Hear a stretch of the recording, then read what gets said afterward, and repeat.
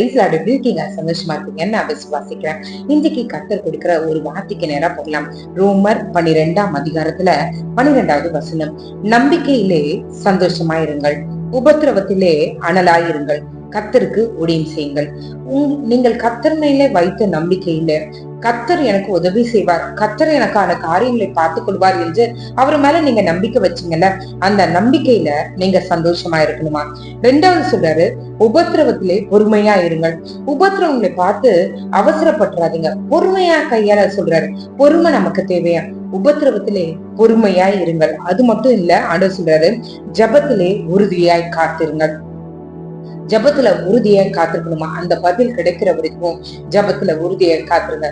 3 காரியங்களை செய்ய சொல்றாரு. நீங்க கர்த்தர் மேல வைத்த நம்பிக்கையில சந்தோஷமா இருக்கணும். ஏன்னா என் கர்த்தர் எல்லாத்தையும் செய்து முடிப்பார். நான் பயப்பட தேவையில்ல, நான் எந்த எஃபர்ட்டும் போட தேவையில்ல, நான் சும்மா போய் நிற்பேன், கர்த்தர் எனக்காக எல்லா காரியங்களையும் வாய்க்க பண்ணுவார். அதுதான் நம்பிக்கையிலே சந்தோஷமா இருக்கிறது. 2வது காரியம், உபத்திரவத்திலே பொறுமையா இருக்கிறது. நெக்ஸ்ட் என்னன்னா, நம்மளுடைய வாழ்க்கையில அநேக உபத்திரவங்கள் உண்டு. உபத்திரவம் இல்லாத ஒரு மனுஷனும் இருக்க முடியாது. உபத்திரவத்துல நம்ம ரொம்ப டெம்டேட் ஆயிடாதபடிக்கு, ரொம்ப டெம்பர் ஆயிடாதபடிக்கு பொறுமையா அதை கையாளணும். உபத்திரவங்கள் இந்த உலகத்துல உண்டுன்னு ஆண்டவர் ஏற்கனவே சொல்லியிருக்காரு. திடன் கொள்ளுங்கள், நான் உலகத்தை ஜெயித்தேன், அது போல நீங்களும் உலகத்தை ஜெயிப்பீங்கன்னு ஆண்டவர் சொல்லியிருக்காரு. ஆனாலும் நான் இன்னைக்கு சொல்றேன், அந்த உபத்திரவத்துல நம்ம பொறுமையா இருந்து காரியங்களை கையாளும் போது இந்த உலகத்தை ஈஸியா ஜெயிக்க முடியும். 3வது காரியம், ஆண்டவர் என்ன சொல்றாரு, ஜபத்திலே உறுதியாய் தரித்திருங்கள். ஜபத்துல ஆண்டவர் நமக்கு பதில் கொடுக்கிற வரைக்கும் அந்த ஜபத்துல உறுதியாய் தரித்திருங்கள். இன்னைக்கு ஜெபிக்கிறது நல்ல பர்வெண்டா ஜெபம் பண்றது, நாளைக்கு ஆண்டவரே சுத்தம் இருந்தா கொடுங்க, அவ்வளவுதான். அதுக்கடுத்து அப்பா உங்களுக்கு மறைவானது எதுவும் இல்லை, நீங்க பாத்துக்கோங்க. இந்த மாதிரி காரியங்கள் கிடையாது.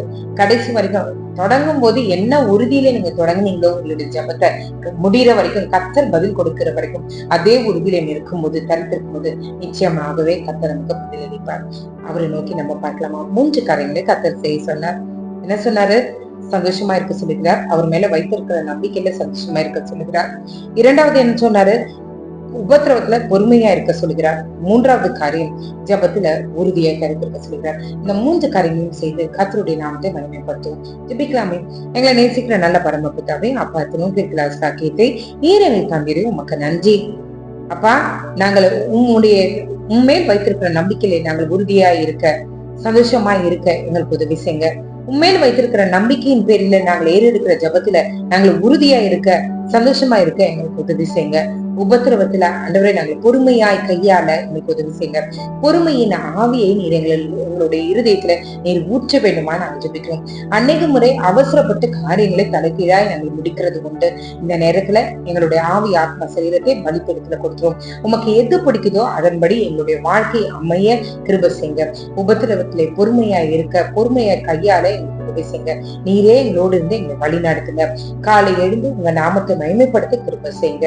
இயேசுவின் மூலம் ஜெபம் கேளுங்க நல்ல பரமபிதாவே. ஆமென், ஆமென், ஆமென். God bless you.